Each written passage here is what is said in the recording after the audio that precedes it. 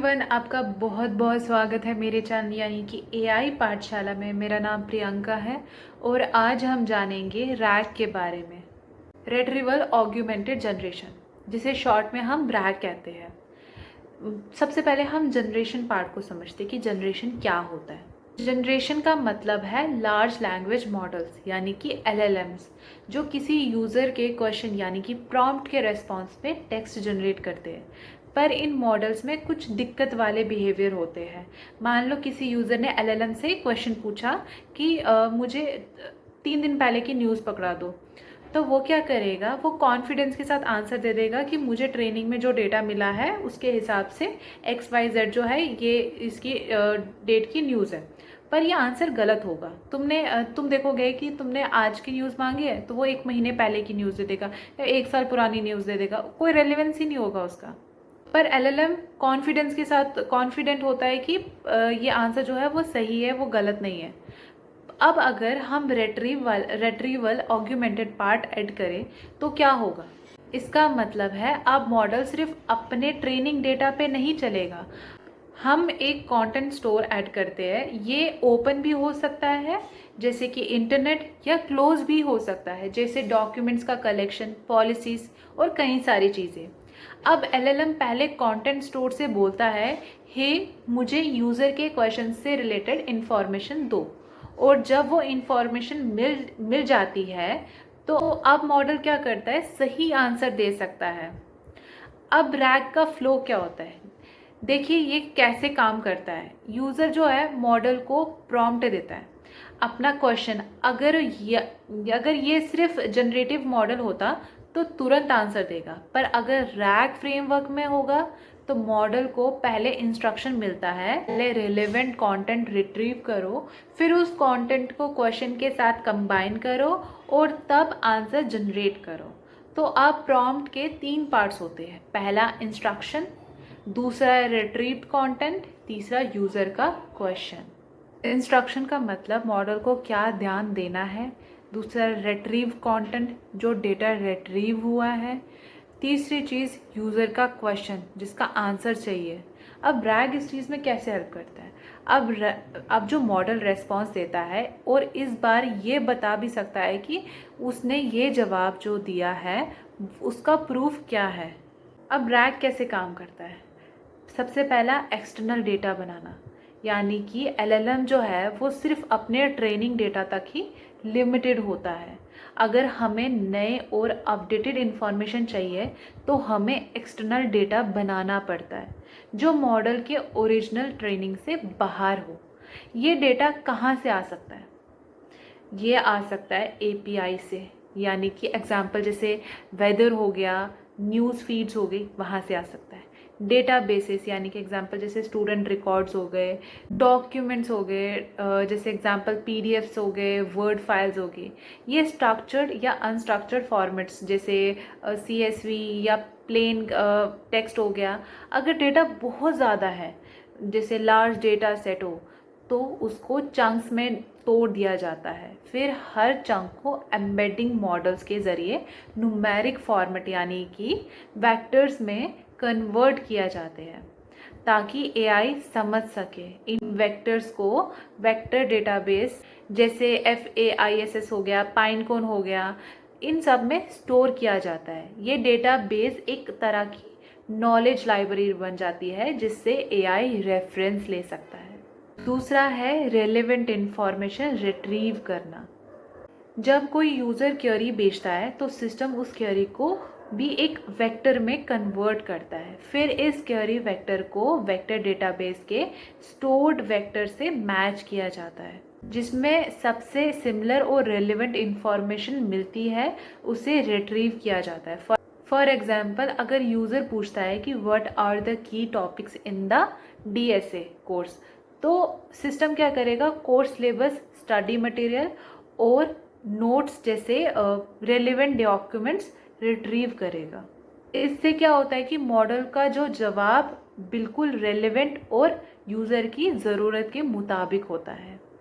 तीसरी चीज़ होती है प्रॉम्प्ट को ऑग्यूमेंट करना, यानी कि ऑग्यूमेंटिंग द LLM प्रॉम्प्ट, जो रेलेवेंट डेटा रिट्रीव हुआ है उसे प्रॉम्प्ट के अंदर ऐड किया जाता है। ये प्रोसेस होती है प्रॉम्प्ट इंजीनियरिंग से, जिसमें हम LLM को ये समझाते हैं कि किस कॉन्टेक्स्ट में जवाब देना है। इसका जवाब मॉडल ज़्यादा एक्यूरेट और इन्फॉर्मेटिव जवाब देता है। यानी कि इसमें क्या होता है कि हेलोसिनेशन का रिस्क कम होता है और यूज़र को पर्सनलाइज्ड और कॉन्टेक्स्ट अवेयर रेस्पॉन्स मिलता है। फोर्थ है एक्सटर्नल डेटा को अपडेट रखना, यानी कि keeping external data up to date. Accurate और अप टू डेट रेस्पॉन्सेस तभी पॉसिबल होते हैं जब एक्सटर्नल डेटा रेगुलरली रिफ्रेश होता रहे। इसमें दो तरीके होते हैं। पहला रियल टाइम अपडेट्स, जैसे लाइव APS हो गए से डेटा पुल करना। दूसरा हो गया शेड्यूल्ड बैचेस अपडेट्स, यानी कि जैसे रोज़ सुबह एक बार डेटाबेस को अपडेट करना। साथ ही न्यू एम्बेडिंग्स भी बनानी पड़ती है जब भी डेटा चेंज होता है। इससे रैक सिस्टम हमेशा फ्रेश और लेटेस्ट इंफॉर्मेशन के साथ काम करता है। अब रैक कौन कौन सी प्रॉब्लम सॉल्व करता है? पहली प्रॉब्लम गलत या बनावटी जवाब, यानी कि factual inaccuracies and hallucinations. Traditional generative models कभी कभी ऐसे जवाब देते हैं जो सही लगते हैं पर एक्चुअली में गलत होते हैं, यानी कि हेलोसिनेशन होता है। रैक क्या करता है? ये वेरीफाइड एक्सटर्नल सोर्सेज से डेटा रिट्रीव करके मॉडल को फैक्ट बेस्ड और ग्राउंडेड जवाब देने में मदद करता है। अब दूसरी प्रॉब्लम क्या सॉल्व करता है ये, कि पुरानी या आउटडेटेड इंफॉर्मेशन, यानी कि LLMs का ट्रेनिंग डेटा एक स्पेसिफिक टाइम तक का होता है। नए फैक्ट्स या अपडेट्स इन्हें नहीं मिलते हैं। रैग सबसे बड़ा सोल्यूशन का काम करता है। ये रियल टाइम या अपडेटेड एक्सटर्नल डेटा को रिट्रीव करके हमेशा लेटेस्ट इंफॉर्मेशन प्रोवाइड करता है बिना मॉडल को रीट्रेन किए। तीसरा कॉन्टेक्सचुअल रेलेवेंस का लैकिंग, यानी कि लॉन्ग या कॉन्टेक्स्ट कन्वर्जेशंस में जनरेटिव मॉडल्स कॉन्टेक्स्ट मिस कर देते हैं, स्पेशली मल्टी टर्न चैट्स में। रैग क्या करता है? अब इसमें ये रेलेवेंट डॉक्यूमेंट्स को फेच करता है जो कन्वर्जेशन का कॉन्टेक्स्ट एनरिच करते हैं। इससे रेस्पॉन्स ज़्यादा कनेक्टेड रेलेवेंट होता है। फोर्थ पॉइंट है जो ये सॉल्व करता है डोमेन स्पेसिफिक नॉलेज का लैक। जेनरिक मॉडल्स जो होते हैं वो हर इंडस्ट्री या स्पेशलाइज्ड फील्ड, जैसे मेडिकल हो गया, लॉ हो गया, फाइनेंस हो गया, उन सब के लिए एक्यूरेट जवाब नहीं दे सकते। रैग इसमें सोल्यूशन का काम करता है। ये external domain specific knowledge base से रेलेवेंट इंफॉर्मेशन फेच करके टेलर्ड और एक्सपर्ट लेवल जवाब देने में मदद करता है। फिफ्थ प्रॉब्लम क्या ये सॉल्व करता है? High cost of retraining. Large models को हर नए टास्क के लिए फाइन ट्यून करना एक्सपेंसिव और रिसोर्स हैवी होता है। रैग क्या करता है? रैग बिना रीट्रेनिंग के एक्सटर्नल डेटा फेच करके आंसर देता है, जिससे कॉस्ट और कॉम्प्यूटेशन दोनों बच जाता है। सिक्स प्रॉब्लम जो ये सॉल्व करता है वो है मल्टीपल डोमेन्स में ईजिली यूज़ हो जाते हैं ये, यानी कि स्केलेबिलिटी। अगर हमें LLMs को health care, education, legal, finance सब जगह यूज़ करना हो तो रीट्रेनिंग एक प्रॉब्लम होती है।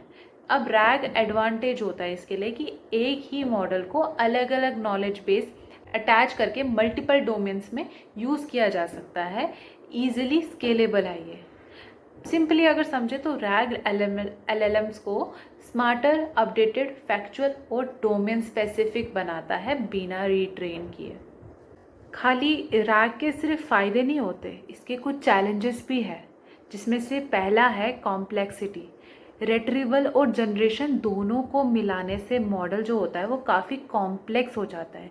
इसके लिए केयरफुल ट्यूनिंग और ऑप्टिमाइजेशन चाहिए होता है ताकि दोनों पार्ट्स अच्छे से एक साथ काम करें। अब दूसरा चैलेंज है लेटेंसी का, यानी कि जब मॉडल डेटा रिट्रीव करता है तो थोड़ा टाइम लगता है उसे। इस वजह से रियल टाइम एप्लीकेशंस में रैग मॉडल को चलाना मुश्किल हो सकता है। थर्ड है क्वालिटी ऑफ रिट्रीवल, यानी कि रैग मॉडल का परफॉर्मेंस पूरी तरह रिट्रीव की गई जानकारी पर डिपेंड करता है। अगर गलत या बेकार डॉक्यूमेंट्स मिलते हैं तो आंसर भी बेकार हो सकता है। फोर्थ है बायस एंड फेयरनेस, यानी कि बाकी एआई मॉडल्स की तरह ही रैग भी ट्रेनिंग डेटा या रिट्रीव्ड डॉक्यूमेंट से बायस ले सकता है। इसलिए रेगुलर मॉनिटरिंग ज़रूरी है ताकि बायस कम किया जा सके।